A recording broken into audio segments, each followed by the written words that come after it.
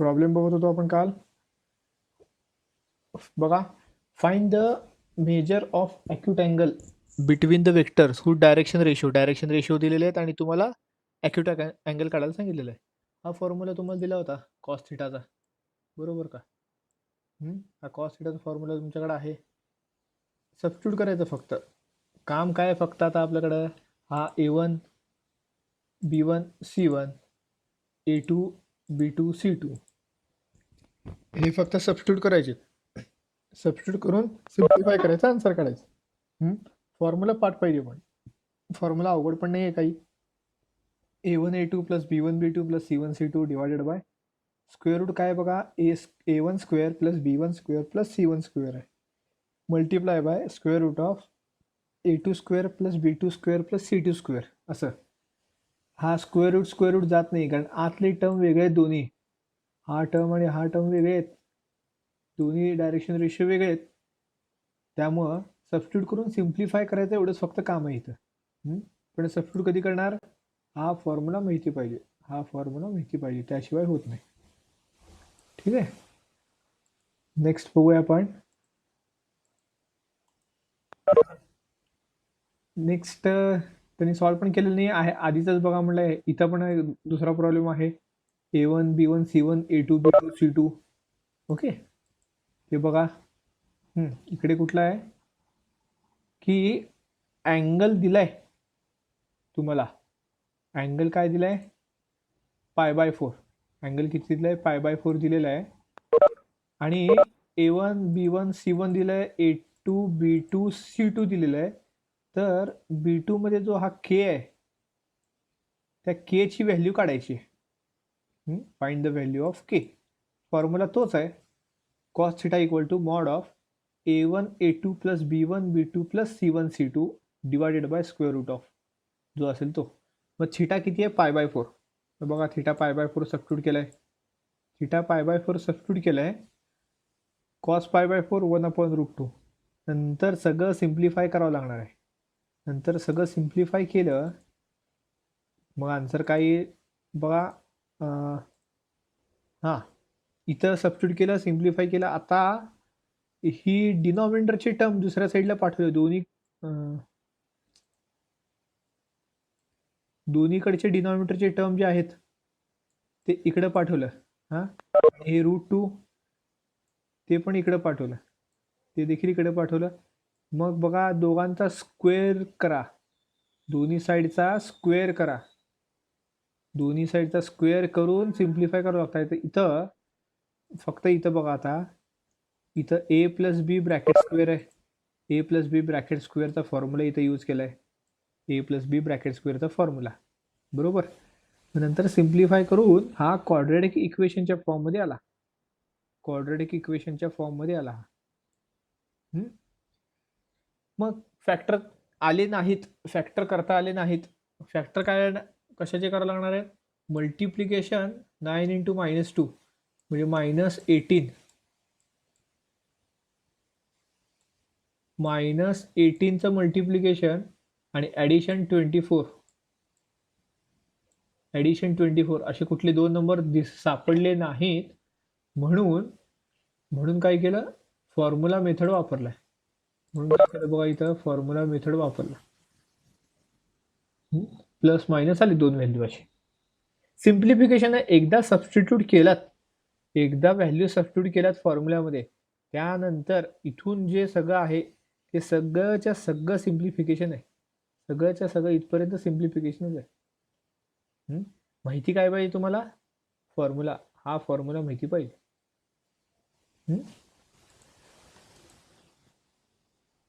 अवघड येथील प्रॉब्लेम पुढे हळूहळू बघूया आपण, काय गडबड नाही आपल्याला आज कारण आज फक्त प्रॉब्लेमच आहेत. आणि आज हा वेक्टर चॅप्टर पूर्णपणे संपेल. उद्यापासून लाईन, प्लेन हे आपण बघणार आहे. त्याआधी वेक्टर मध्ये जेवढे काही फॉर्म्युले, रिमार्क्स, थेरम जे असतील ते एका पेजवर लिहून ठेवा, म्हणजे जेणेकरून लाईनमध्ये आपल्याला उपयोगी पडतील. हे कुठं झालं हे कन्फ्यूज व्हायला नको तुम्हाला, ठीक आहे. जर तिथं लाईनमध्ये समजा काही अडलं, एखादी कन्सेप्ट जी वेक्टरमध्ये होती आणि जे जर तुमच्या समोर नसेल, तुम्ही लिहिला नसेल किंवा तुम्हाला आठवत नसेल, तर पुढचं तुम्हाला काही समजणार नाही. मग नंतर मग समजलं नाही तर मग इंटरेस्ट राहत नाही.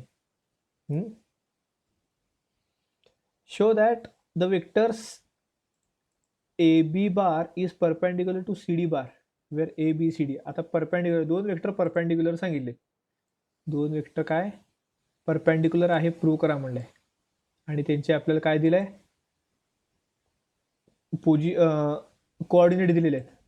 या कोऑर्डिनेटवरून नाहीतर डायरेक्ट ए बीचे आपण डायरेक्शन रेशो काढू शकतो. हे बघा direction ratios of the line A B. A बीचे डायरेक्शन रेशो कसे काढायचे?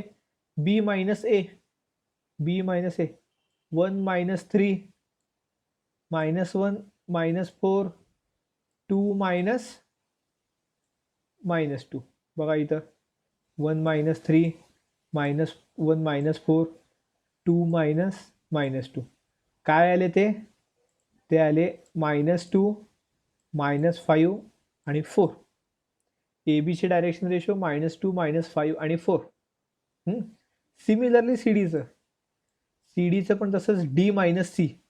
डी 3 -0 5 -3 6 -2. बघा इथं 3 -0 5 -3 6 -2 आले काय मग 3 2 आणि 4. 3 2 आणि 4. Okay. A1 A2 B1 B2 C1 C2 हे का घेतलं? कारण आपली परपेंडिक्युलरची कंडिशन आहे बघा. आपण या PDF मध्येच बघितलं होतं सुरुवातीला पॅरलल आणि परपेंडिक्युलरची कंडिशन्स. दोन वेक्टर परपेंडिक्युलर केव्हा असतात? जेव्हा त्यांचे डायरेक्शन रेशो जे हे आहेत A1 A2 plus B1 B2 plus C1 C2 यांची व्हॅल्यू 0 येते तेव्हा. यांची व्हॅल्यू 0 आली तर काय समजायचं? ते दोन वेक्टर काय आहेत? परपेंडिक्युलर आहे. दोन वेक्टर काय आहेत? परपेंडिक्युलर. ठीक आहे. तर तुम्हाला दोन वेक्टर परपेंडिक्युलर दाखवायचं असेल तर तुम्हाला दोन्ही वेक्टरचे डायरेक्शन रेशो माहिती हवेत. दोन्ही वेक्टरचे डायरेक्शन रेशो कसे काढायचे? ए बीचे बी मायनस ए, सी डीचे डी मायनस सी. बरोबर. आपण डिस्टन्स काढतो तसंच सेम. आणि तुम्हाला माहिती आहे डायरेक्शन रेशो हे ब्रॅकेटमध्ये लिहायचं नाही. आता याचे डायरेक्शन रेशो जर तुम्हाला लिहायचं म्हणलं खाली, therefore the direction ratio of the line along the vector A B bar are काय -2 कॉमा -5 आणि कॉमा देऊन 4 असं लिहायचं. ब्रॅकेट करायचं नाही. कॉमाने सेपरेट करायचं. -2 -5 आणि 4. ठीक आहे. हे झालं ए बीचं. सी डीचं पण तसंच 3 2 कॉमा देऊन सेपरेट करायचं. 3 2 आणि 4. हे असे डायरेक्शन रेशो असेच दाखवायचे. कन्फ्यूज होऊ नका. जर तुम्ही ब्रॅकेटमध्ये केलात तर चुकताय बघा, पूर्णच्या पूर्ण मार्क जाते. ठीक आहे. आता हा झाला A1, हा झाला A2 sorry A1 B1 C1 A2 B2 C2. Substitute करा इथं. बघा इथं A1 काय आहे? -2 आहे. A2 काय आहे? 3 आहे.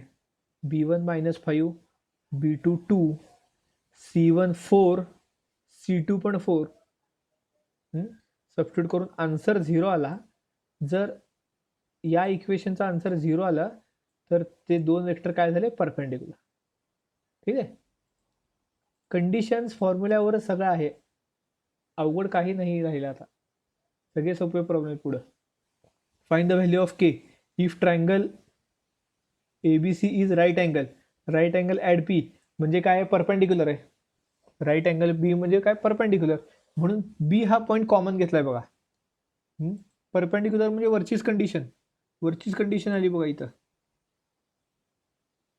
जी आपण वर कंडिशन बघितलं होतं ती परपेंडिक्युलर आहे. राईट अँगल आहे म्हणजे परपेंडिक्युलर आहे. आणि परपेंडिक्युलर आहे म्हणजे ही कंडिशन सॅटिस्फाय होतीये. तर या प्रॉब्लेममध्ये सांगितलंय की ऑलरेडी परपेंडिक्युलर आहे, बीला परपेंडिक्युलर आहे. आणि जर परपेंडिक्युलर असेल तर के ची व्हॅल्यू काढा. केची व्हॅल्यू फाइंड करायला सांगितलं. ए बी सीचे कोऑर्डिनेट दिलेले आहेत आणि बीला परपेंडिक्युलर आहे, बीला परपेंडिक्युलर आहे म्हणून बघा इथं ए बी आणि बी सी असं घेतलंय. ए बी आणि बी सी हे असं, हा परपेंडिक्युलर ट्रायंगल, हां बीला परपेंडिक्युलर आणि हा ए आणि हा सी, म्हणजे ए बी आणि बी सी, ए बी आणि बी सी. ठीक आहे.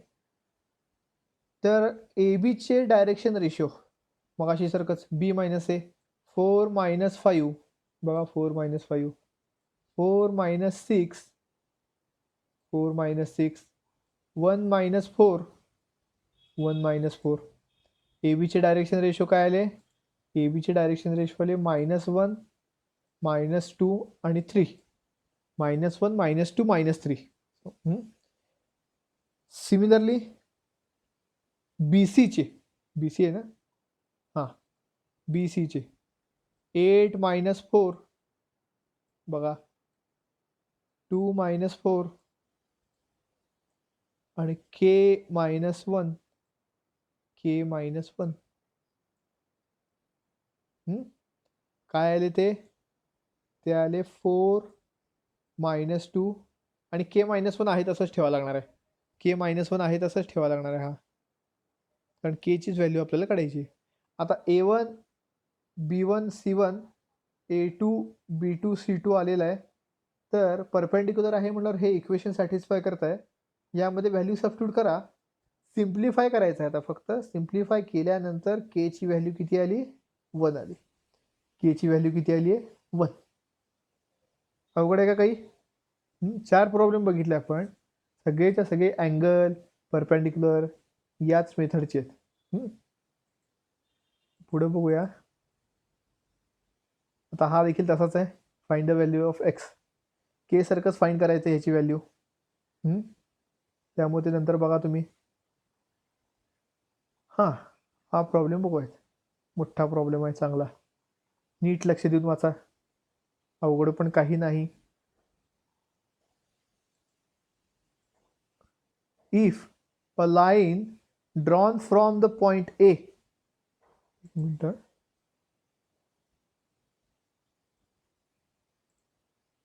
a line drawn from the point A 1 to 1 is perpendicular to the line joining P and Q.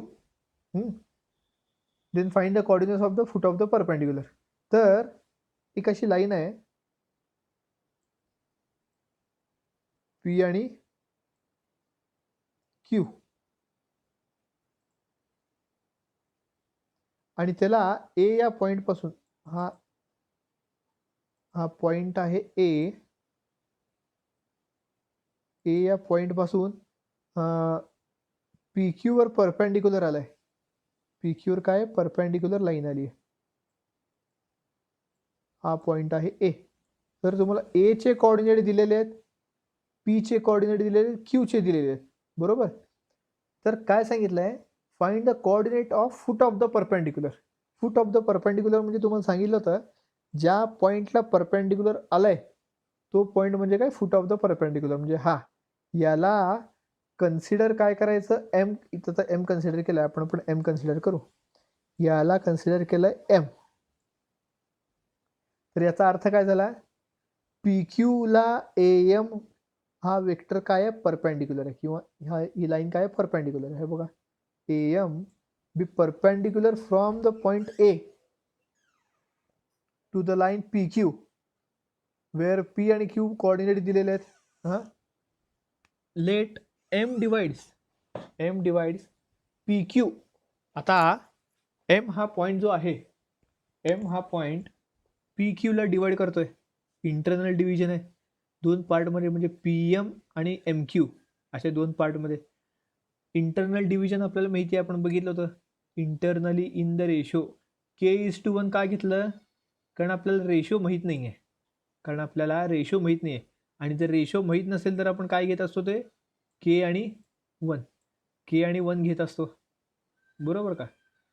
तर एम हा पॉइंट पी क्यूला डिवाइड करतोय, पी क्यू या लाईनला divide करतोय internally in the ratio K:1.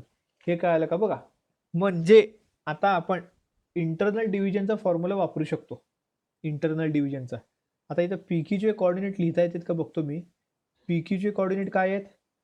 PQचे coordinate आहेत 1, 4 आणि 6. आज तुम्ही ऑब्झर्व केलं असेल, रायटिंग व्यवस्थित यायला लागलाय, चुकत नाहीये काही. म्हणजे असं Qचे 5, 4 आणि 4. 5, 4, 4 आणि K:1 मध्ये M हा पॉईंट डिवाइड करतोय PQला. मग हे बघा, इंटरनल डिव्हिजनचा फॉर्म्युला आहे. M B बार. M म्हणजे K आहे, N म्हणजे 1 आहे. हा झाला M, हा झाला N. आणि गॅरंटी देऊन सांगतो तुम्हाला, फॉर्म्युला आठवत नसेल इंटरनल डिव्हिजनचा, सांगतो तुम्हाला. M B बार. B बार म्हणजे दुसरा पॉईंट घ्यायचा पुढचा, हा म्हणजे इकडचा. M B bar plus N A बार, हे असं. म्हणजे 5K प्लस 1 इंटू 1 बघा, divided by K plus 1. M plus N असतंय, खाली M प्लस N सगळ्यांना असतंय, ते आपण केलेलं आहे इथं. आता इथं 4K आणि 1 4 आणि 1 4. हा M म्हणजे K, B बार म्हणजे 4, M B बार प्लस N म्हणजे 1 इंटू A बार. A बार म्हणजे 4.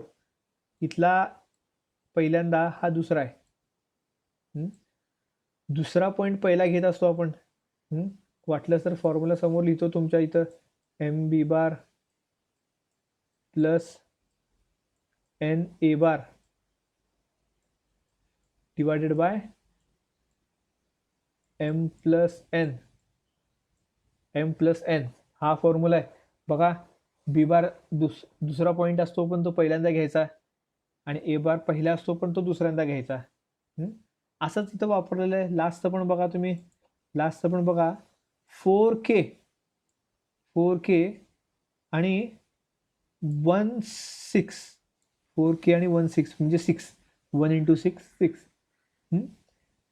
तर हे म्हणजे काय असतात, हे काय आहे, M चे कोऑर्डिनेट असतात. काय असतात, इंटरनल डिव्हिजन वापरून आपण M चे कोऑर्डिनेट काढले. आता M चे कोऑर्डिनेट फिक्स आहेत का? हे व्हॅल्यू एक्झॅक्ट माहिती आहे का? माहित नाहीये. का माहित नाहीये? कारण K ची व्हॅल्यू माहित नाही आपल्याला. K ची व्हॅल्यू माहित नाही. K ची व्हॅल्यू आता फाइंड करायची आपल्याला. तर हे M चे कोऑर्डिनेट कसे काढले लक्षात आलं का बघा तुम्हाला. इंटरनल डिव्हिजनचा फॉर्म्युला वापरला. ठीक आहे. आता पुढे जाऊया आपण. हे झालं M चे कोऑर्डिनेट. हा झाला हे A चे आणि हे M चे. आता M ही लाईन PQ ला परपेंडिक्युलर आहे. Sorry, AM he line PQ ला परपेंडिक्युलर आहे. म्हणजे AM ची डायरेक्शन रेशो आपल्याला काढायचे. AM या लाईनचे डायरेक्शन रेशो कसं काढणार? M मायनस A बघा खाली, direction ratios of AM, AMR M minus A केलंय. म्हणजे बघा, 5K plus 1 divided by K plus 1 minus 1 आलाय. हा पहिला -1, बरोबर का? Similarly 4K plus 4 divided by K plus 1 -2.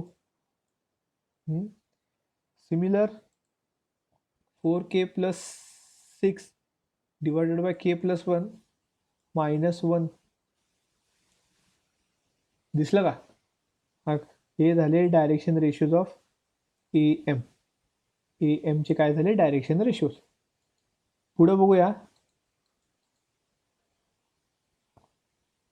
Simplify केलं, हे काय क्रॉस मल्टिप्लाय करून सिम्प्लिफाय वगैरे करायचं. मग तुम्हाला फायनल AM चे डायरेक्शन रेशोज मिळतील. हे काय करायचं सांगतो. आपल्याला के ची व्हॅल्यू काढायची आता. हां, के ची व्हॅल्यू कशी काढणार? AM PQ ला परपेंडिक्युलर आहे. AM PQ ला परपेंडिक्युलर आहे. म्हणजे परत वरची प्रॉपर्टी इथं यूज करायची. कुठलीही ही प्रॉपर्टी यूज करण्याच्या आधी आपल्याला डायरेक्शन रेशो माहिती पाहिजे. A1 B1 C1 काय आहे, A2 B2 C2 काय आहे माहिती पाहिजे. म्हणून आपण डायरेक्शन रेशो काढतोय. तर हे डायरेक्शन रेशो तुम्हाला AM चे मिळाले. म्हणजे तुम्हाला A1 B1 C1 मिळालं. A1 B1 C1 मिळालं. आता PQचं तर काय अवघड नाही आहे. PQचे direction ratio 5 minus 1 4 4 minus 4 0 4 minus 6 minus 2 म्हणजे 4 0 minus 2.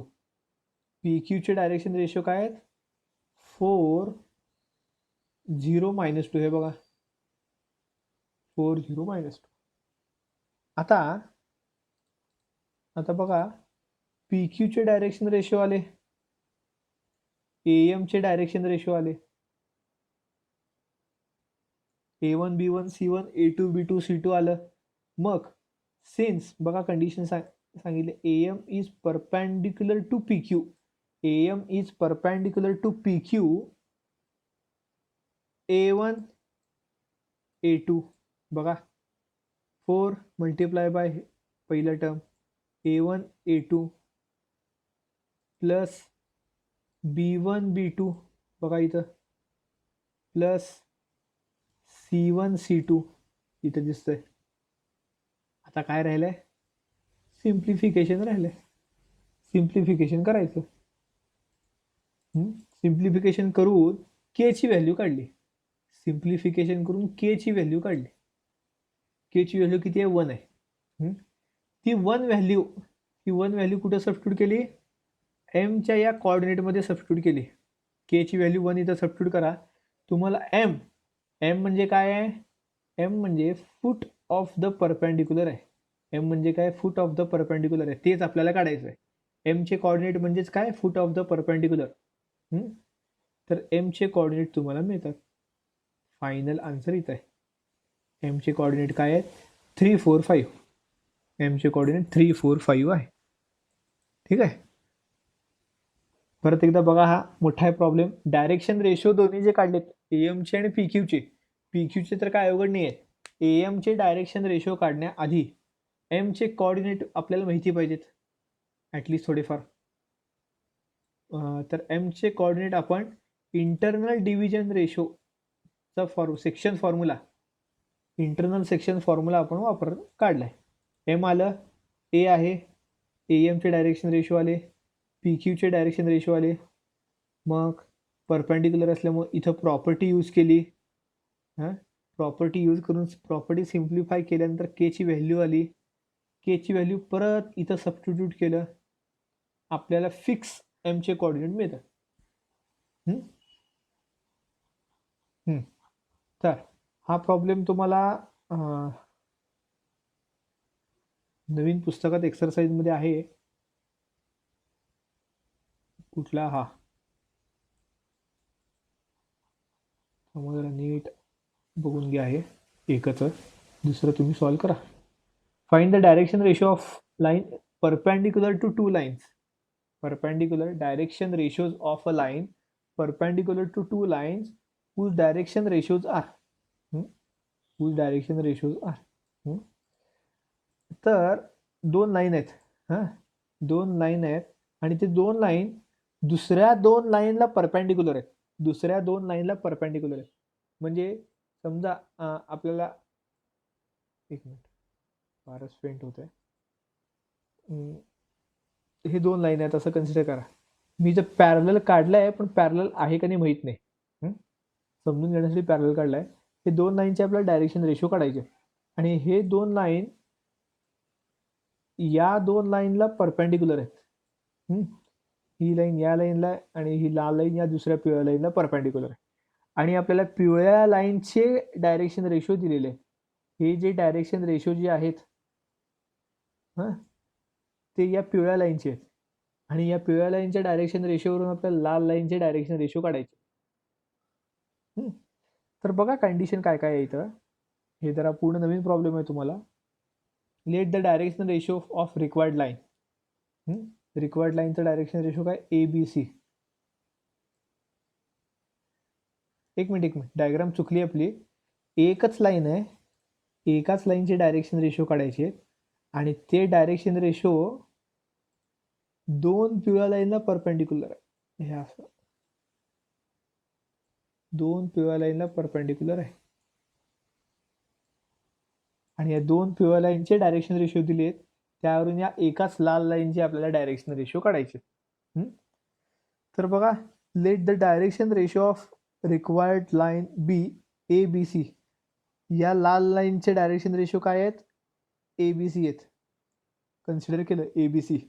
Then -2a + b - c = 0 and -3a - 4b + c = 0. हे कशावरून आलं कोणी सांगू शकतंय का? हे कशावरून आलं? हा, एकाचं सांगा. कुठलं? याचं सांगा. हे कशावरून आलं? -2a + b - c = 0. कशावरून आलं?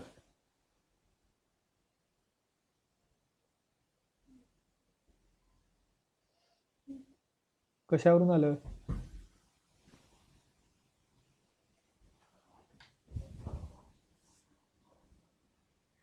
कुणाला सांगता येईल? पोझिशन वेक्टर घेतलाय सर. कुठलं? Position vector. पोझिशन वेक्टर नाही, चुकलं. आणि आता कोणतं काय तर सांगितलं होतं, संशोधींचं पण चुकलं. A + bचं A + b म्हणजे कुठला रे? A + bचा कुठला फॉर्म्युला आहे? ठीक आहे, बघा. हे बघा, ज्या लाईनचं आपल्याला डायरेक्शन रेशो काढायचं आहे, ज्या लाईनचं डायरेक्शन रेशो काढायचं आहे, त्याला आपण ABC कन्सिडर केलं आहे, बरोबर?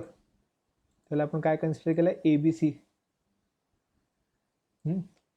आणि फक्त हे डायरेक्शन रेशो कन्सिडर करा. आणि ही लाईन दोन लाईनला परपेंडिक्युलर आहे म्हणलंय. दोन लाईनला, एक मिनिट सांगायला लागलो मी, दोन लाईनला परपेंडिक्युलर आहे म्हणलंय, बरोबर? दोनपैकी ही एक लाईन कन्सिडर करा. दोनपैकी ही एक लाईन कन्सिडर करा. ही लाईन या लाईनला परपेंडिक्युलर आहे, बरोबर? म्हणजे हे ABC झाले. हे म्हणजे ABCच्या ऐवजी A1 B1 C1 म्हणा आणि ही A2 B2 C2 म्हणा. आणि जर हे दोन लाईन परपेंडिक्युलर असतील तर ते ती प्रॉपर्टी सॅटिस्फाय करतात. कुठली प्रॉपर्टी? ही प्रॉपर्टी, बरोबर का? हे जे आहे हे A2 B2 C2, बरोबर? आणि ABC म्हणजे A1 B1 C1. हे एका लाईनचं डायरेक्शन रेशो आहे आणि ही दुसऱ्या लाईनचं डायरेक्शन रेशो आहे. आणि हे दोन लाईन परपेंडिक्युलर आहेत. कुठले दोन लाईन? हे दोन लाईन परपेंडिक्युलर आहेत. हे बॉक्समधले हे दोन लाईन काय? परपेंडिक्युलर आहेत. हां, आणि परपेंडिक्युलर आहेत म्हणून ही प्रॉपर्टी ते सॅटिस्फाय करतायत, बरोबर? म्हणून ती प्रॉपर्टी वापरून हे इक्वेशन तयार केलं आहे. कसं?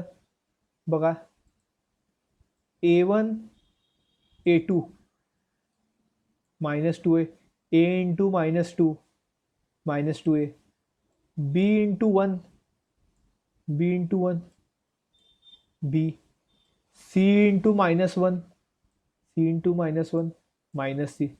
कळालं का? A1 B1 + A2 B2 plus, sorry चुकलं, A1 A2 + B1 B2 + C1 C2 = 0. ही प्रॉपर्टी वापरली. ते वापरून हे इक्वेशन आलंय. सिमिलरली हे कुठून आलं? हे दुसऱ्या लाईनचं, ही दुसरी लाईन आणि हे ABC, हे ABCचं. हे दोन वापरून आणि ते प्रॉपर्टी वापरून हे इक्वेशन काढलं कालचं. ठीक आहे? हां, बरं. हे दोन इक्वेशन तर आले परपेंडिक्युलर असल्यामुळं. हे कुठून आलं? हे खरं तर डिटर्मिनंट्स आहे. तुम्हाला समजावून सांगतो, नीट लक्ष द्या. हे एक मिनिट, नीट लक्ष द्या. हे बघा, हा ए घेतलाय, ए डिवायडेड बाय डिटर्मिनंट ऑफ इथला ए आणि इथला ए, दोन इक्वेशन मधला ए घेतलाय, हे तुम्ही कुठंही वापरू शकता बरं का नंतर.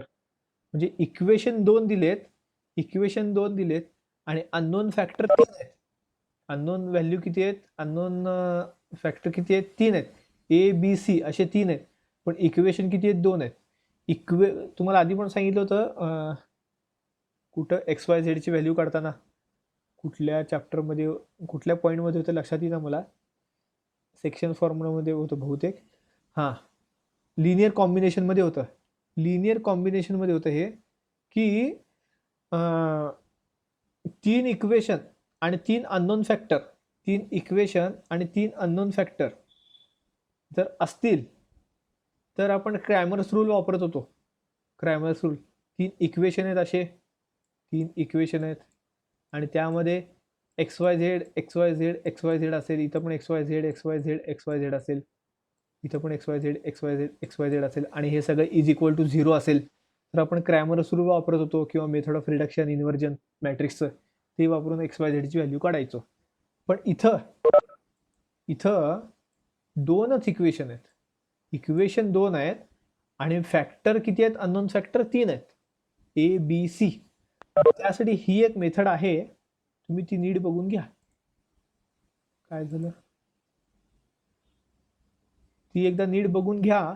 म्हणजे ए डिवायडेड बाय, हे बघा, हा आता खरं तर हे इक्वेशन ह्याच्या खाली लिहिलं असतं तर बरं झालं असतं. मी खाली लिहायचा प्रयत्न करतो, जमताय का नाही मला माहीत नाही. खाली लिहिलं तर नीट समजू शकेल. 3a minus 4b plus C is equal to 0. बऱ्यापैकी आलाय. आता हे ए इथे घेतलेलं आहे बघा. ए चे कोइफिशियंट सोडून दिले, डिवायडेड बाय डिटर्मिनंट ऑफ, इथं बीचा कोइफिशियंट 1 आहे, 1 मायनस 4, हे बघा 1 मायनस 4 आलाय का, 1 मायनस 4, आणि इकडे सीचा कोइफिशियंट -1 आणि +1, -1 आणि +1. ए चे कोइफिशियंट सोडायचे, जरा क्रॅमर्स रूल सारखंच आहे. ए चे कोइफिशियंट सोडायचे, बी आणि सी चे लिहायचे. इथं बी आणि सीचं काय? 1 -1 -4 1, 1 -1 -4 1. आलं का? कळालं? सिमिलरली इथं पण, इथं कसं प्लस मायनस प्लस असं घ्यायचं आहे. न्यूमरेटरला एबीसी घेताना एबीसी डायरेक्ट घ्यायचं नाहीये, ए प्लस घ्यायचा, बी मायनस घ्यायचा, सी प्लस घ्यायचा. प्लस मायनस प्लस डिटर्मिनंटमध्ये आपण बघतो. हां, प्लस मायनस प्लस केलं बीचं. आता बीचे कोइफिशियंट सोडून द्या, बीचे हे कोइफिशियंट सोडून द्या. हां, ए आणि सीचं घ्या. एचं काय आहे? -2 -3, हे बघा -2 -3, आणि सीचा -1 1, सीचा -1 1. तसंच सीचं पण बघूया आपण. सी सोडा, सीचे कोइफिशियंट पण सोडून द्यायचे. प्लस सी घेतला, सीचे कोइफिशियंट सोडून द्या. एच -2 -3, -2 -3, आणि बीचं -1 आणि +1 +1 -4, +1 -4. बघा, नीट बघा हे मेथड. हां, क्रॅमर्स रूल थोडंफार यूज झालेलं आहे, डिटर्मिनंट यूज झालेलं आहे, क्रॅमर्स रूलचाच मेथड यूज केला आहे. ए घेतलात, डिवायडेड बाय एचं कोइफिशियंट सोडून बी आणि सीचं कोइफिशियंट घ्यायचं. बी घेतलात, बी नुसतं घ्यायचं नाही, मायनस बी घ्यायचं, प्लस मायनस प्लसच्या रूलप्रमाणे, बी मायनस बी घ्यायचं. मायनस बीचे कोइफिशियंट सोडायचे, ए आणि सीचे लिहायचे, ए आणि सीचे. इज इक्वल टू सीचं कोइफिशियंट सोडायचं आणि ए आणि बीचं लिहायचं. सिम्प्लिफाय केल्यानंतर हे डिटर्मिनंट सॉल्व्ह केल्यानंतर क्रॉस मल्टिप्लाय करून असं डिटर्मिनंट सॉल्व्ह केल्यानंतर हे असं येत आहे, प्रपोर्शनमध्ये आलं. मग direction ratios of the required line, direction ratios of required line -3, 5, 11 -3, 5, 11 हे असं आलं. हे प्रपोर्शनमध्ये असते, त्यामुळे तुम्ही आहे तसं घेऊ शकता, नाहीतर तुम्हाला असं करावं लागेल, प्रत्येकाला केनी मल्टिप्लाय करत बसावं लागेल, प्रत्येकाला केनी मल्टिप्लाय करत बसावं लागेल. केनी जर मल्टिप्लाय केला तर केनी डिवाइड देखील करू शकता. त्यामुळं हा बेसिक रेशो आहे. बाकीचे जे रेशो येतील, हां आता जर याचे हे एबीसीचे बेसिक रेशो आहेत, एबीसीचे बाकीचे जे रेशो येतील ते या तिघांच्या पटीत येणार. हां म्हणजे कसं -6, 10 आणि 22 2च्या पटीत आलं बघा, हे 3च्या पटीत येऊ शकतंय, -9, 15, 33. हां याचा अर्थ काय, केने मल्टिप्लाय केलंय त्याला. हां तर हा त्याचा बेसिक डायरेक्शन रेशो आहे, ते तुम्ही घ्यायचं. हा त्याचा काय आहे, बेसिक डायरेक्शन रेशो आहे. एकच मिनिट जरा.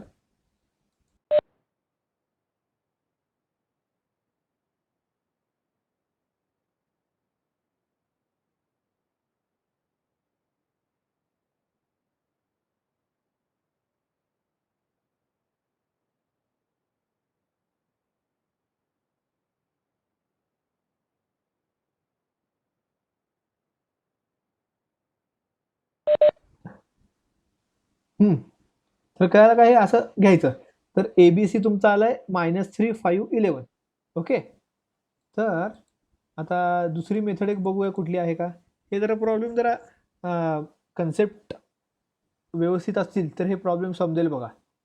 डिटर्मिनंटचं कन्सेप्ट म्हणा किंवा डायरेक्शन रेशोचे कन्सेप्ट म्हणा व्यवस्थित असतील तर हे एबीसी कसं काय आलं हे जर प्रश्न पडलं तर तुम्हाला डायरेक्शन मुळात रेशो ही कन्सेप्ट समजली नाही असा अर्थ होत आहे. हां रेशो, डायरेक्शन रेशो नाम राहिलं, रेशो काय असतात ही कन्सेप्ट तुम्हाला सांगितलं होतं. रेशो का हे 1:1:1 हे घेतलं काय, किंवा 2:2:2 घेतलं काय, 3:3:3 घेतलं काय, तिन्ही पण एकच आहेत, तिन्ही पण सेमच आहेत. हां तिन्हीचा अर्थ एकच, रेशोमध्ये या तिघांचा देखील अर्थ एकच असतो. कसं काय एकच असतो, 1/2, 3/6 नंबर वेगळे आहेत पण व्हॅल्यू तर सेमच आहे का नाही, व्हॅल्यू तर सेमच आहे. तुम्ही 10/20 घ्या, काही घ्या तुम्ही, 25/50 घ्या, तरी सगळ्याची व्हॅल्यू काय आहेत, सेमच आहेत. 1/2च व्हॅल्यू येते सगळ्याची, नंबर वेगळे आहेत म्हणून त्यांची व्हॅल्यू वेगळी येते का, नाही. तसंच आहे हे डायरेक्शन, हे रेशोचाच प्रकार आहे हा याचा रेशो काय आहे 1:2, याचा रेशो काय येणार 1:2. तसंच आहे. हा अल्टरनेट मेथड एक दिलेली आहे, ते जर सोपं वाटलं तर तुम्ही तिकडे जावा. Let A bar and B bar B vectors along with the lines whose direction ratios, म्हणजे जे परपेंडिक्युलर लाईन आहेत त्यांना ए बार आणि बी बार कन्सिडर केलं आहे. ए बारचा डायरेक्शन रेशोवरून तो पोझिशन वेक्टर तयार केला, बी बारच्या डायरेक्शन रेशोवरून त्याचा पोझिशन वेक्टर तयार केला, हे बघा इथं. आणि इथं ती याची कन्सेप्ट वापरली आहे वेक्टर प्रोडक्टची. कुठली, हा ए बार आहे, हा बी बार आहे, तर त्याला असा परपेंडिक्युलर असतो उभा वेक्टर, थंब अंगठा, तो काय असतो ए बार क्रॉस बी बार, तो काय असतो A bar cross B bar. A vector perpendicular to both A bar and B bar is given by A bar cross B bar. A bar cross B bar सोपी आहे बघा method. तुम्हाला जर ते वरतं अवघड वाटत असेल डायरेक्शन रेशो प्रत्येकाचं असं काढत बसण्यापेक्षा, ही मेथड पण सोपी आहे. पण इथं ही मेथड तुम्ही कुठं वापरू शकता? एकच वेक्टर एकाच वेळेला दोघांना परपेंडिक्युलर पाहिजे तरच तुम्ही ए क्रॉस बी घेऊ शकता. ए बार क्रॉस बी बार कधी घेऊ शकता? जर ए बार आणि बी बारला एकच वेक्टर परपेंडिक्युलर असेल तर इथं आहे. तर ए बार क्रॉस बी बार घेतलं, आय जे के हे ए बार क्रॉस बी बारचं डेफिनेशन प्रमाणे डिटर्मिनंट घेतलं. सॉल्व केल्यानंतर हे असं येतं. सॉल्व केल्यानंतर हे असं आलं. म्हणजेच काय, याचे कोइफिशियंट म्हणजेच ए बार क्रॉस बी बारचे कोइफिशियंट आणि तेच त्याचे डायरेक्शन रेशो. हे बघा, ए बारच्या डायरेक्शन रेशोवरून आपण ए बार वेक्टर तयार केला. तसंच ए बार या वेक्टरवरून आपण डायरेक्शन रेशो तयार करायचं. कोऑर्डिनेट म्हणजे डायरेक्शन रेशो असतात. A1i plus A2 sorry AI plus BJ plus CK आपण वर बघितलं होतं. R bar is equal to x cap is equal to AI plus BJ plus CK असं होतं. म्हणून म्हणत असतो लिहून ठेवा जावा. जर लिहून ठेवलेलं समज नसेल तर मी एक्स कॅप काय म्हणलो ते तुम्हाला कळणार नाही. तिथं LI plus MJ plus NK पण होतं. वाटलं तर आपण थोडं वर जाऊन बघू शकतो. इथं एक मिनटं.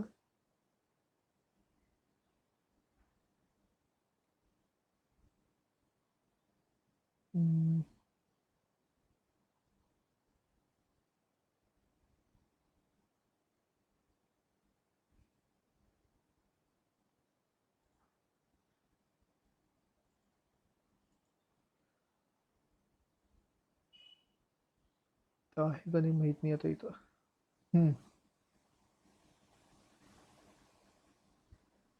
LI plus MJ plus NK असं लिहू शकतो आपण. ठीक आहे, ते नाही आहे नवीन पुस्तकात आपण ते आहे, तुम्ही चेक करा.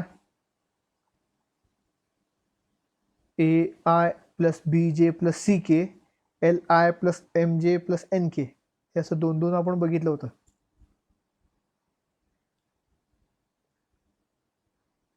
ते इथे यूज केलंय. 2 मेथडपैकी कुठली यूज करू शकता तुम्ही. तर लेक्चर संपल्या हे प्रॉब्लेम बघा परत एकदा, नाही तर विसरून जाल जे काय बडबड केलंय ते. मला वाटतंय तुम्हाला ही मेथड सोपी जाईल. पण ही मेथड लक्षात कधी येणार तुमच्या, तुम्हाला ही कन्सेप्ट माहीत असेल तर, की एकच वेक्टर दोघांना परपेंडिक्युलर आहे. एकच वेक्टर जर दोघांना परपेंडिक्युलर असेल तरच ही प्रॉपर्टी यूज होऊ शकते. नाहीतर नवीन मेथड आहे, हे तुम्हाला सॉल्व करायचं आहे. 132 -1 1 2 नंतर सॉल्व करा.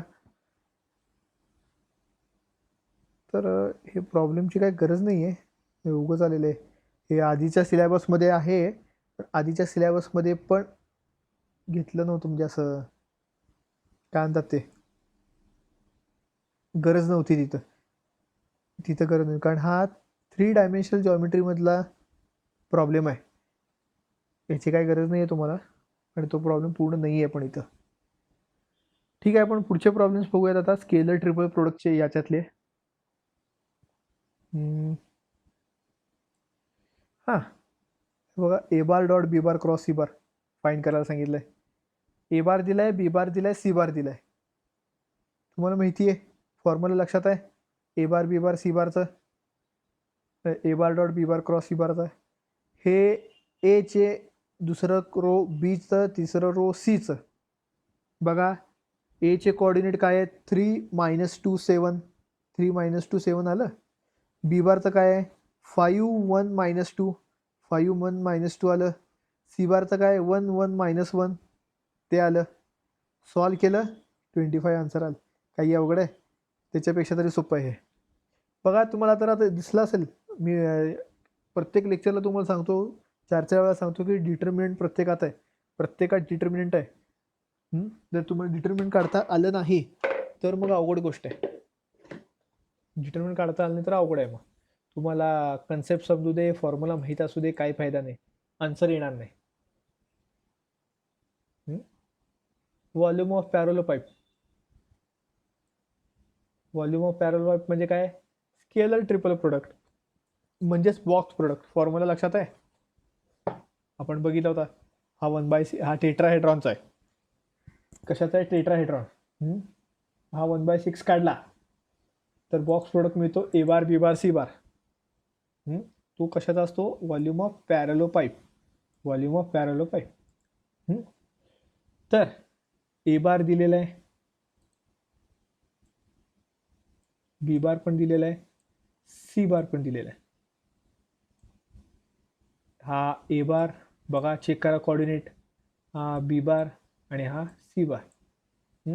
सबस्टिट्यूट करून आन्सर काढलं 84. पण युनिट पण दिलेलं आहे, क्युबिक युनिट. कारण व्हॉल्यूम आहे म्हणल्यावर क्युबिक युनिटचं विचारलं आहे. दुसरा प्रॉब्लेम तुम्ही बघा, सॉल्व करू शकता का? कारण ते 2 वेळा बोर्डाला विचारलेलं आहे. तुम्हाला मी PDF सेंड केलेली आहे. त्यातलं तुम्ही बघून जे काय राहिलं आहे किंवा जे काय सॉल्व करायला सांगितलं आहे ते सॉल्व करू शकता तुम्ही. ओके. पुढं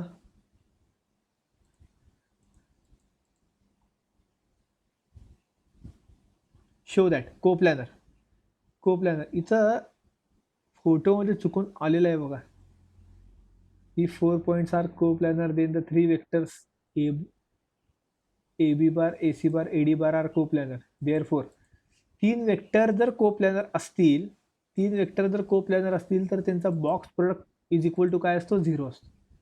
तर तुम्हाला जर कोप्लॅनर प्रूव्ह करायचं म्हणलं, एखादा वेक्टर कोप्लॅनर आहे प्रूव्ह करा म्हणलं 3 वेक्टर, तर तुम्ही हे 3 वेक्टरचा बॉक्स प्रोडक्ट घ्यायचा. कुठले 3 वेक्टर? हे 3 वेक्टरचा बॉक्स प्रोडक्ट घ्यायचा. बॉक्स प्रोडक्ट म्हणजे स्केलर ट्रिपल प्रोडक्ट. म्हणजे काय करायचं? तिघांचे कोऑर्डिनेट वापरून डिटर्मिनंट काढायचा. हा असा डिटर्मिनंट काढायचा. ठीक आहे, बघूया आपण ते पण. बघा, बॉक्स प्रोडक्ट काढला. पहिल्याचे कोऑर्डिनेट चेक करा. 1 -1 -6 आहे इथं. 1 -1 -6 इथं. 1 -3 +4, 1 -3 +4. दुसऱ्याचं 2 -5 +3, 2 -5 +3. डिटर्मिनंट सॉल्व करा. आन्सर 0 आलं. आन्सर 0 आलं म्हणजे कोप्लॅनर आहे. आन्सर 0 म्हणजे कोप्लॅनर. नेक्स्ट त्याच टाईपमध्ये की कोप्लॅनर आहे, ऑलरेडी कोप्लॅनर आहे म्हणून सांगितलंय 3 वेक्टर. जर कोप्लॅनर असेल तर पी ची व्हॅल्यू काढा. कोप्लॅनर असेल तर पी ची व्हॅल्यू काढा. म्हणजे याची व्हॅल्यू, डिटर्मिनंटची व्हॅल्यू 0 आहे.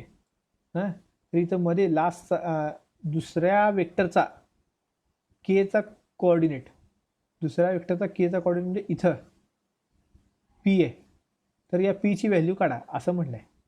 प्रॉब्लेम चेंज आहे, पण मी इथं समजून सांगण्यासाठी दाखवलं. तर हे सॉल्व करा तुम्ही नंतर.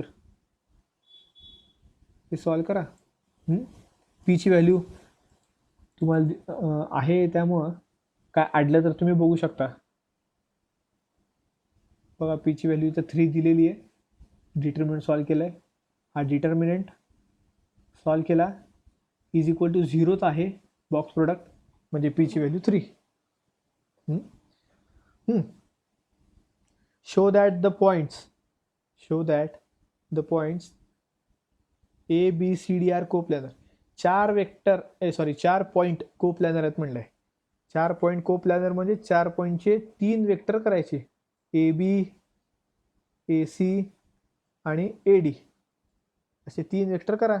ए बी कसं करणार? बी मायनस ए. हे बघा, ए बीचं कसं केलं? बी मायनस ए. 0 -2. बरोबर का? काहीतरी इथं चुकलंय का?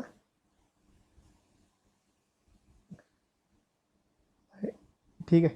0 -2 -1 -1 0 -1 सॉल्व केल्यानंतर हे ए बी आलं. सिमिलरली ए सी आणि ए डी. ए बी काढलं B minus A, A C C minus A, A D D minus A B A C A D काढलं, ए बी ए सी ए डीचे coordinate घेतले इथं हां, आणि answer जर 0 आलं तर कोप्लॅनर, आन्सर 0 आलं तर कोप्लॅनर. ठीक आहे. तर कोप्लॅनर, कोलिनियर, व्हॉल्यूम ऑफ पॅरल पाईप, व्हॉल्यूम ऑफ टेट्राहेड्रॉन, हे सगळ्याचे पद्धती सेम आहेत, या सगळ्याचे मेथड सेम आहेत. ते काय दरवेळेस आता आता इथं बघा, ते 4 पॉईंट कोप्लॅनर आहेत का नाही सांगा म्हणलं आहे. तेच काय करणार, एक पॉईंट कॉमन ठेवणार पी. ठीक आहे, P Q P R P S. 0 आलं कोप्लॅनर आहे. तेच तेच तेच तेच आहे सगळं. मग नवीन काय आहे, नवीनकडे जाऊ आपण.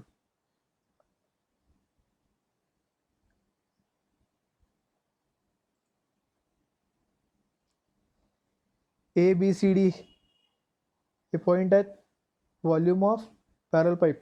तुम्हाला already A B A C A D सांगितलेलं आहे. व्हॉल्यूम ऑफ पॅरल पाईप काढणं काय अवघड आहे का, तेच आहे परत, हेच परत इकडे आहे. फक्त त्याला युनिट लावायचं आहे शेवटी, आन्सरला शेवटी काय लावणार, क्युबिक युनिट. तर हे किती प्रॉब्लेम आहेत, 7 प्रॉब्लेम सेमच आहेत बघा. पहिले 7 प्रॉब्लेम सेमच आहेत. पुढे आपण बघूयात. हां, सी बारची व्हॅल्यू दिली आहे 3 A bar minus 2 B bar. Then prove that box product is equal to 0. A B C is equal to 0. A B C घेतलं म्हणजेच A bar dot B bar cross C bar असतं. हे तर माहिती तुम्हाला, basic आहे. Basic आहे. C बारची व्हॅल्यू माहिती तुम्हाला, सी बारची व्हॅल्यू माहिती आहे, ती इथं सबस्टिट्यूट केली, हे बी बार क्रॉस आतमध्ये घेतलं, बी बार क्रॉस 3 ए बार. हे बघा 3 स्केलर आहे त्यामुळे ते बाहेर घेतला, बाहेर लिहा. बी bar cross 2 B bar, B bar cross 2 B बार. 3 आणि 2 कॉन्स्टंट आहेत, ते बाहेर लिहिलं तरी चालतंय. तेच केलं म्हणजे बी बार क्रॉस ए बार घेतलाय आणि बी बार क्रॉस बी बार घेतलाय असं जवळ. इथं बी बार क्रॉस बी बार 0 येणार, कारण सेम वेक्टरचा क्रॉस प्रोडक्ट 0 असतो, तो इथं वापरला. आणि बी बार क्रॉस ए बार. आता नवीन पुस्तकात एक प्रॉपर्टी दिलेली नाही आहे, ती जुन्या पुस्तकात आहे, त्याच्यावरचा पण हा प्रॉब्लेम आहे. तर तुम्हाला सांगतो, इथं लक्ष द्या, हा बॉक्स प्रोडक्ट आहे बरोबर का, ए बार बी बार सी बार. यात आपण काय म्हणलं होतं की ऑर्डर इम्पॉर्टंट आहे, ऑर्डर इज इम्पॉर्टंट. पहिला कुठला येत आहे, दुसरा कुठला येत आहे, तिसरा कुठला येत आहे, महत्त्वाचं असतंय. तर या तिन्हीपैकी कुठलाही एक रिपीट झाला हां, तर पूर्ण बॉक्स प्रोडक्टची व्हॅल्यू 0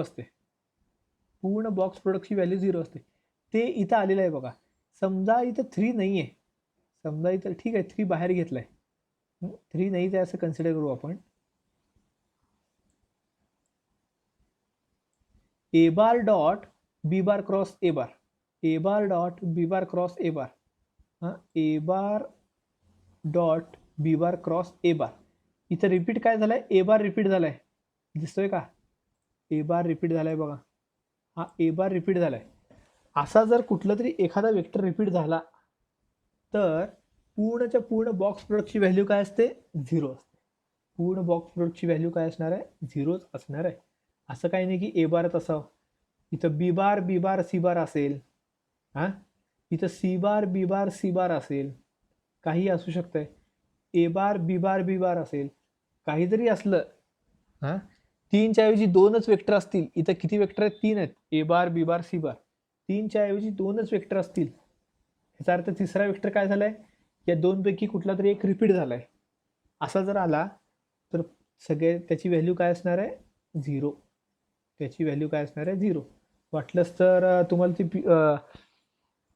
जुन्या पुस्तकातलं जे प्रॉपर्टी आहे त्याची पण PDF किंवा फोटो मी सेंड करतो.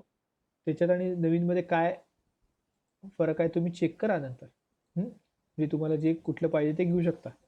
हे सगळं CET आणि एक्स्ट्रा जे आहे ते CET आणि JEE साठी आहे. हां, इथं बॉक्स प्रोडक्ट ऑलरेडी सांगितलंय 1 आहे. A bar dot B bar cross C बारची व्हॅल्यू 1 आहे म्हणून सांगितलं आहे. तर find the value of Q. Solve करा, तुमचे तुम्ही डिटर्मिनंट आहे फक्त. डिटर्मिनंट सॉल्व करा हे. इफ ए बार, तर आपल्या काय म्हणतात ते आधीच्या परंपरेप्रमाणे मोठा प्रॉब्लेम दिसला, कॉम्प्लिकेटेड प्रॉब्लेम दिसला, तर आपण काय करतो, तो स्किप करतो. स्किप करून काय करायचं आपल्याला, तो पुढच्या वेळेस घ्यायचा आहे. बघा कॅल्क्युलेशन किती किचकट आहे. एकदा वाचा हा प्रॉब्लेम नंतर तुम्ही. आणि काय अवघड नाही आहे. शो दॅट को प्लॅनर म्हणून विचारलंय तुम्हाला काय म्हणलंय, को प्लॅनर प्रूव्ह करा म्हणलंय. याला पी कन्सिडर केलं, याला क्यू कन्सिडर केलं, याला आर कन्सिडर केलं, याला एस कन्सिडर केलं. पी क्यू आर एस असे 4 पॉईंट. एक पॉईंट कॉमन ठेवा, P Q P R P S. P Q P R P S. हे बघा P Q P R P S हे आलं की त्यांचा डिटर्मिनंट घ्या, बॉक्स प्रोडक्ट घ्या, तुम्हाला काय घ्यायचं आहे घ्या. हे बघा बॉक्स प्रोडक्ट घेतलेलं आहे. इथं डिटर्मिनंटच्या ऐवजी इथं किचकट का झाला आहे, डिटर्मिनंटच्या ऐवजी प्रॉपर क्रॉस प्रोडक्ट घेतलाय बघा. हे प्रॉपर क्रॉस प्रोडक्ट घेतलाय. हा म्हणून इथं A bar cross A bar cross B bar, A bar cross C bar, त्यानंतर इथला B bar cross A bar, B bar cross B bar cross C bar, त्यानंतर C bar cross A bar, C bar cross B bar, C bar cross C bar. एवढं सगळं केलं, एवढं सगळं इथं केलं ते एवढं आलंय. त्याला परत पी क्यूचा डॉट प्रोडक्ट आहे. पी क्यूचा डॉट प्रोडक्ट आहे तो खाली बघा. तुम्ही डिटर्मिनंट घेऊन सॉल्व करा हे. डिटर्मिनंट म्हणजे काय, पी क्यूचे कोऑर्डिनेट -2 -6 5, पी आरचे -2 -10 8, पी एसचे -1 -1 1. ओके, ते घेऊन सॉल्व करा. इथं डॉट प्रोडक्ट आहे, परत कन्फ्युजन होतं इथं. तुम्ही आता को प्लॅनर असेल तर हा याचा जो डिटर्मिनंट येईल तो 0 येईल, याचा डिटर्मिनंट काय येईल 0 येईल. बरोबर का. ते ट्राय करून बघा तुम्ही डिटर्मिनंट घेऊन. 10वा नंबरचा प्रॉब्लेम आहे शेवटच्या एक्सरसाइज मधला. तर पुढे सगळे जरा मोठेच प्रॉब्लेम आहेत. हे बघा हे असे. तर आपण हे स्किप करूयात, कॉलेजमध्येच घेऊयात तिथे चालू असताना. कारण इथं बघा हे असं एक्सप्लेन करणं फार असं एक तर स्लिप ऑफ टंग झाल्यामुळं A bar cross B bar cross C bar minus B bar, हे आता हे जर मी ब्रॅकेट एक्सप्लेन करायचं म्हणलं तर बडबड करूचपर्यंत तुम्हाला झोप येऊन जाईल. A bar cross B bar minus A bar cross B bar minus A bar cross C bar minus B bar cross A bar plus B bar cross B bar plus B bar cross C bar. इथं सगळं dot क्रॉसच आहे. तर बघा हे तुम्हाला जमतंय का बघा हे असे प्रॉब्लेम्स. जपत नसेल तर सोडून द्या, आपण कॉलेज चालू परत हे घेणार. तर तुम्हाला आधीच म्हटल्यासारखं एकतर हे जुनं सिलेबसचा पार्ट आहे, त्यामुळे आपल्या ह्याच्याशी काही जास्त संबंध पण नाही. तरी पण आपण हे कशासाठी कन्सेप्ट क्लिअर करायला, प्रॅक्टिस व्हायला आपण घेणार आहे. तर हे कॉलेजमध्ये आपण रिव्हिजनच्या वेळेस घेऊयात. हे प्रॉब्लेम नंतर 10 नंबरचे पुढचे. हे आता इथं काही परत व्हॉल्यूम ऑफ टेट्राहेड्रॉन आलाय. आता ह्याच्यासारखे काहीतरी डॉट प्रोडक्टसारखे सोपे प्रॉब्लेम्स आहेत. परत व्हॉल्यूम ऑफ टेट्राहेड्रॉन आहे. हे असे 4-5 प्रॉब्लेम रिपीट आहेत, त्यामुळे 2-3 राहतात. ते आपण प्रत्येक चॅप्टरमध्येच 2-3 ठेवलेले आहेत. तुम्हाला मी परत एकदा सांगतो, कुणीतरी एकाने किंवा बाकीच्यांनी पण लिहिलं तरी चालतंय, कुणीतरी एकाने जे काही प्रॉब्लेम झाले नाहीत ते एक्सरसाइज नंबर सहित लिहून ठेवत जावा, म्हणजे आपल्याला पुढच्या वेळेस घ्यायला सोपं जात आहे कॉलेज चालू झाल्यावर. आय होप की तुमचं जुलैमध्ये कॉलेज चालू होईल असं शक्यता आहे. 1 जुलैपासून बघूयात काय होतं, तुम्हाला कळवलं जाईल. ठीक आहे. तर हा चॅप्टर वेक्टर इथं संपलेला आहे. आपण उद्या लाईनचं चॅप्टर चालू करणार आहे. कुणी जाऊ नका, मी जरा रेकॉर्डिंग स्टॉप करतोय.